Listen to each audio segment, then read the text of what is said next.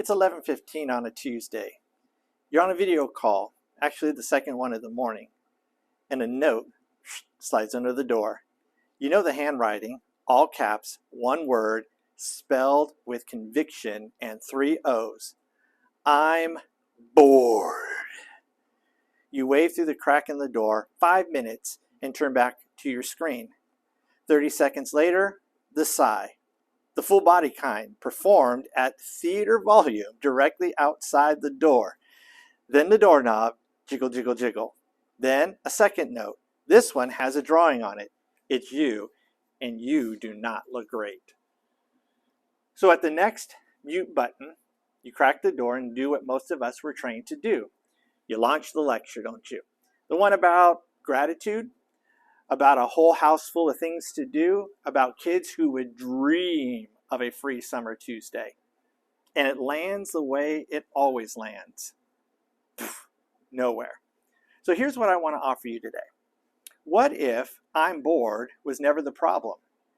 What if it was never laziness, never ingratitude, never a screen addiction wearing a disguise?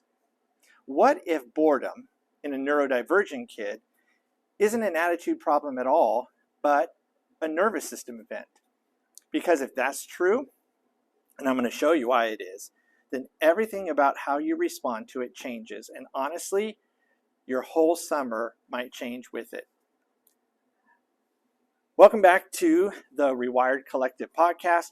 I'm Dr. David A. Palmer, special educator, neurodivergent dad, and your standing reminder that the behavior is never the whole story. And in today's episode, I'm making this just for you, the parent trying to work from home or just do anything at home during the summer while running an unlicensed camp out of the same hallway. And it's also for the educator running summer school with kids, like mine here, I'm doing summer school, whose entire scaffolding just evaporated. And it's for every professional who has ever heard, she says she's bored constantly during a parent session and wanted a better answer than, have you tried a chore chart? So here's our map for today. First, I'm going to tell you what boredom actually is inside the neurodivergent brain in simple, plain language, the way we do it here on this podcast. Then the identity shift that takes you out of the power struggle entirely. Then one family's before and after. And finally, 3 moves that you can use this afternoon, not someday, but this afternoon. So let's get into it. I first want to give you a picture to hold on to for the rest of this episode. Picture a high-performance Lamborghini engine sitting in neutral. Now, the motor is powerful. It's built for speed, built for depth, built for intensity, but right now it's just revving with nowhere to go. The RPMs climb, the whole frame starts to shake. Now, that is boredom in many neurodivergent brains. Not emptiness, not laziness, but a powerful engine with no road. Now, let's talk about why. I want you to think for a moment of dopamine as the brain's, hey, this is worth doing chemical. It's not the pleasure chemical exactly. It's the go chemical. And the spark that helps a brain lock onto something and start. So the ADHD brain, for example, tends to run on a lower baseline dopamine, which means nothing to do doesn't feel neutral to your kid the way it might feel to you. It can actually feel pretty uncomfortable, sometimes almost physically itchy or painful. And I've heard kids describe it as buzzing, as crawling. In fact, one of my students once told me, my body just feels wild and I don't know why. That's not drama, friends, that's data. An ADHD researcher by the name of Dr. William Dodson gave us a phrase that I like to use, I'll share with you. It's called the interest-based nervous system, or IBNS, the interest-based nervous system. And he describes how ADHD brains engage with tasks based on moment-to-moment stimulation rather than traditional ideas of importance, rewards, or even consequences. So let me break it down for you. A more typical attention system might switch on for importance or deadlines or consequences, maybe even sometimes because I said so. But an interest-based nervous system has 4 different switches. So think of it like a soundboard or something that has 4 faders or 4 switches. When your kid's brain is hunting for stimulation, it's sliding these faders up and down, looking for the one that makes the start sound. So the first is interest. This isn't just liking something, it's being magnetically pulled into it. The second is novelty. The brain loves new, shiny, unpredictable, and I've never seen that before.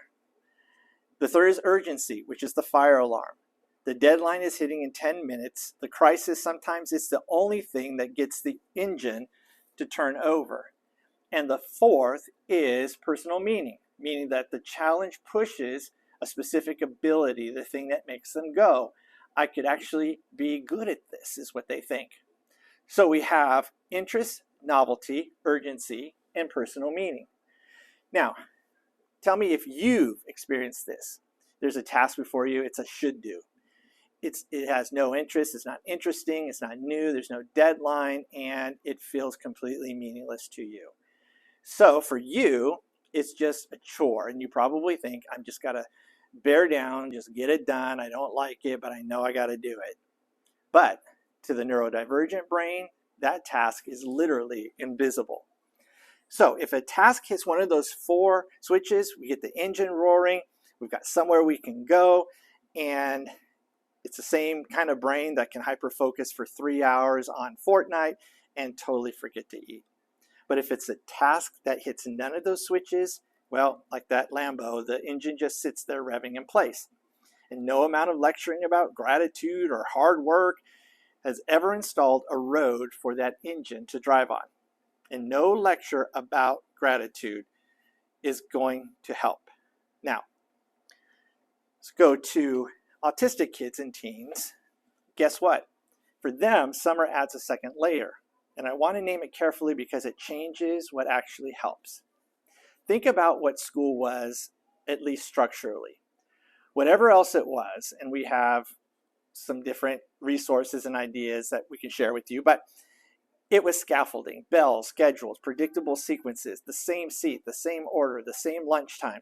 A nervous system could lean on that. And then one Friday in June, or maybe a Monday in June, it all vanishes. All of it, gone. So for these kids, boredom doesn't arrive alone. It arrives tangled up with anxiety. I don't know what happens next. And you put that with understimulation plus unpredictability, what are you going to see? Irritability, escalating demands, following around the kitchen, narrating their suffering in real time. Or it looks like the beeline, straight to the one thing that reliably delivers stimulation on demand every time, no setup required, the screen. Now, we're coming back to screens in a little bit here because I am not here to demonize the one on-ramp that actually works. So hold on to that for a second. So let's do the translation because this is the heart of today's episode.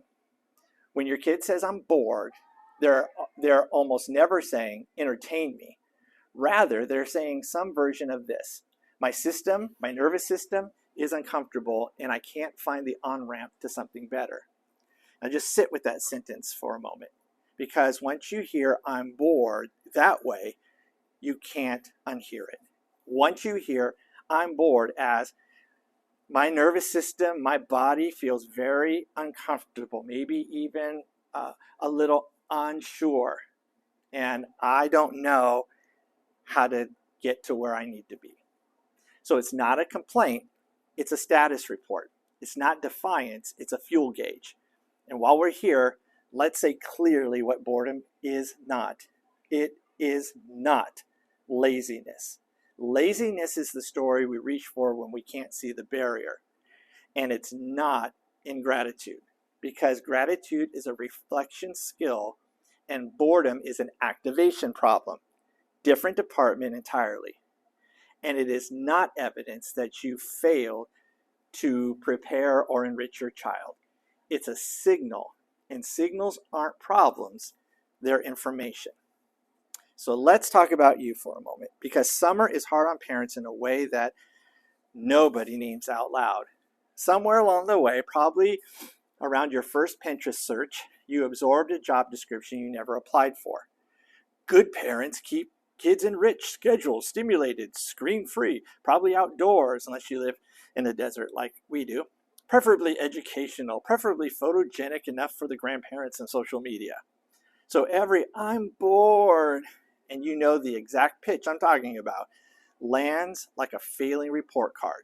Cue the guilt, cue the activity list, the sensory bins, the color-coded schedule on the fridge with the clip art suns, cue the scroll through the other family summers as you're scrolling through Instagram or TikTok, which are apparently one continuous tide pool of wonder and fun. And then cue the very specific resentment of the backyard obstacle course that took you 40 minutes to build, or the indoor fort, and it lasted a minute. I see you. My wife and I have been you. So hear this clearly. You are not your child's cruise director. You are not your child's cruise director, and your kid is not ungrateful. You're both responding reasonably to a signal that's been mislabeled for generations. And here's the identity shift I want to hand you today. You're not the cruise director, you're the decoder. The cruise director's job is to fill every hour, prevent every dip, and take it personally when the shuffleboard gets bad reviews. But the decoder's job is smaller, quieter, and actually much more powerful. Read the signal, respond to the actual need, and slowly build your child's capacity to do both for themselves. That's it. That's the whole job. And one more thing before we move on. If you've ever heard or read my blogs about how our state enters the room before our strategy, this is basically that content in swim trunks. Because here's the loop. Your kid's discomfort spikes your system. Your spike system reads boredom as an attack. And a parent under attack doesn't decode. A parent under attack survives by lecturing, by reminding them, by sometimes even unintentionally belittling our kids. So before any strategy I hand you in the next 10 minutes, you have to understand the first move is always yours. One breath, one unclenched jaw, one sentence to yourself. This is a signal, not a judgment. Your calm, remember they're looking for that on-ramp. Your calm, regulated nervous system is the first on-ramp your kid borrows. The boredom power struggle needs two dysregulated people to survive. So, be the one who opts out. Now let me make this concrete. Change the name a little bit, but you'll get the idea. So Marcus is a dad of a family that I've coached, and his daughter Riley's 10, and she is autistic and has ADHD, and that in itself is a high octane profile. Funny, precise, and completely immune to suggestions. So the old script, Saturday afternoon, Riley face down on the living room rug. There's nothing to do in this entire house. And Marcus does what loving, tired dads do. He opens the suggestion fire hose. You can ride your bike. You can read a new book. You can play with a dog. You can do a puzzle. You can call your cousin. You can draw something. What about that kit from your birthday? 7 ideas, 40 seconds, every single one rejected on arrival. So he closes with the classic, fine. Just be bored then. Door slam, tears, Saturday gone. Sound familiar? Sure does to me. Now here's the new script that we're going to try. Same kid, same rug, same dad. Marcus comes over and sits on the floor a few feet away, not standing over her, but down on her level, parallel, because for Riley, an adult looming overhead reads as pressure. And notice, no ideas leave his mouth. He says, looks like your brain's hunting for something and nothing fits, huh? Riley, of course, facing the rug. Everything's stupid. Yeah, that feeling's the worst. Then, and only then, Hey, the axolotl tank you wanted to build out of that shoebox, how about I cut the cardboard if you pick the paint? We'll just do it for 5 minutes and then I'll let you go. Riley peels herself off the rug. An hour later, there's a shoebox aquarium on the kitchen table with a paper axolotl named Greg, and Marcus hasn't been needed since minute 6. You see, the interest was always there, but what was missing? The on-ramp. Now let's slow down and name why that worked, because it wasn't magic and it wasn't luck. First, he did the most important thing. He connected before he corrected. He named the hunting feeling, and validating Riley lowered the threat level and a calmer brain came back online. Second, he shrank the start. He didn't pitch a project. He offered to do the annoying part first, cutting the cardboard. That's the boring tax on every great idea. So he said, I'll pay it. And third, he then said, then I'm out of your hair. That's autonomy. So for a kid whose alarm bell rings when adults hover, the exit was the invitation. 7 rejected suggestions could have cost Marcus a Saturday, but 3 sentences cost him 5. And that's where the shift is. So let's turn that story into a toolkit. 3 moves, use them right away. Move 1, connect before you correct. So if you follow my work or you see my TEDx talk, you know this one. The C in the calm protocol is we need to calm ourselves first. And through that calming, we connect, because a dysregulated brain can't brainstorm. And mid-whine, your kid's brain is dysregulated, mildly but enough. So you sit close, make the comfort legitimate, and you calm yourself first, and you center yourself, and then you can begin to connect. Bored is the worst feeling. Your brain is hunting and nothing fits, huh? That's the move. You're letting their system borrow your calm before anybody tries to solve anything. Now, the common mistake here is jumping to solutions or demands while they're still in the buzz. And every idea you offer a dysregulated kid is a clay pigeon. Pull, down it goes. Not because your ideas are bad, because the brain that has to catch them isn't ready yet. Connect first, then build. Then you can build a boredom menu together, never in the moment. And I would say this is also a part of connection and a part of building voice and choice and autonomy.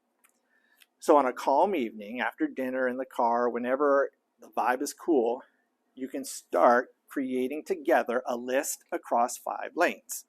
Here are the 5 lanes. First, body. What are things their body can do? Scooter laps, chalk obstacle course down the driveway, something along that line. Hands. Take apart the old keyboard with the tiny screwdriver, or cookie decorating, or air dry clay. Brain. Learning 1 card trick. Maybe a podcast for kids. That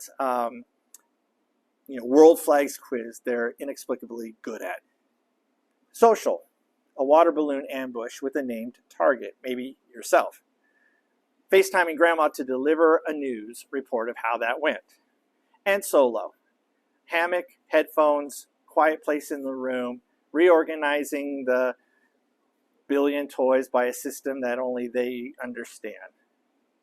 Body, hands, brain, social, solo. 2 rules make or break this. So I want you to write them down. Rule 1, the kid authors it. The moment you create the menu for them, it stops being a menu and it becomes a chore chart in a costume, and they will treat it just like that. And rule 2, it never gets weaponized mid-spiral. Well, what about your list, said with an edge, kills it forever. In the hard moment, it's an offer, not a verdict. Want to grab the menu? Or would you like to just sit here with me for a minute first?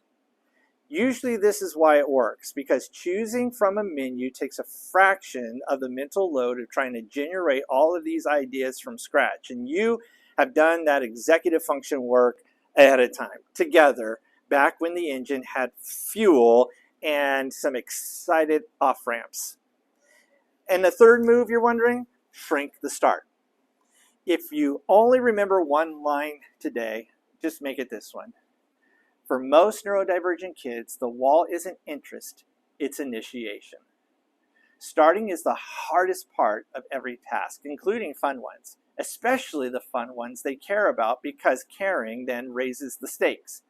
So you lower the activation energy, you pay the boring tax yourself, you untangle the controller cords, you find the charger, you clear off the table, you move the starting line closer. The helmet goes on the porch rail so the bike ride begins at the front door instead of the garage. Or run a parallel start. You begin your own project at the same table, no commentary. Brains catch momentum from nearby brains. It's what we call body doubling, and it works on 40-year-olds too. Maybe even 50-year-olds. Ask me. I'll tell you how I know. So for younger kids, sometimes it's as small as placing the first two puzzle pieces together and walking away. The mistake often made here, though, is hovering. So shrink the start, get out of the way. The 5 minutes is a ramp, not a leash. Turn it into supervised enrichment, and the trap detector goes off and the engine stalls. But if we lower the activation energy, the engine finally has somewhere to go. Now, 2 footnotes before we land this plane. Number 1, the deep dive. If your kid can disappear for 3 hours into speed running the same level for the 40th time, the complete history of the Titanic, or sorting a card collection by a system only they understand, protect that. Deep interests are not avoidance. They are the native habitat of an interest-based brain, and usually the fastest exit from boredom there is. Your job is widening the menu, not closing the one restaurant that's always open. And number 2, screens. Notice I never told you to ban them. Screens aren't the enemy. They are probably the most reliable on-ramp your kid has found so far. Again, that's information, not failure. The goal isn't 0 screens. The goal is more than one on-ramp. And that's a big difference. One of those is going to be an all-out battle. The other is a building project. And one more thing as we close. I know we're at the end of our episode here, and it's the one thing I want you to carry with you the rest of the summer. The same wiring that makes boredom feel unbearable, it's the wiring behind hyperfocus. It's the wiring behind creativity, behind the kind of obsessive, glorious passion that builds careers and changes whole fields. Your kid doesn't have a boredom problem. Your kid has a powerful engine and a short on-ramp inventory. One of those is a flaw. The other is a to-do list. A quick word for parents of teens, because teens deserve their own sentence here. Everything is boring at 15 is usually the same engine, plus add in some hormones, social world that has moved online, but the same 3 moves apply, just with a little more autonomy and maybe fewer water balloons. But, or maybe you need them, but, and I say this gently, if everything is boring becomes weeks of flatness, where even the deep dive interests have gone gray, that's not boredom anymore. That's worth a conversation with your pediatrician or therapist.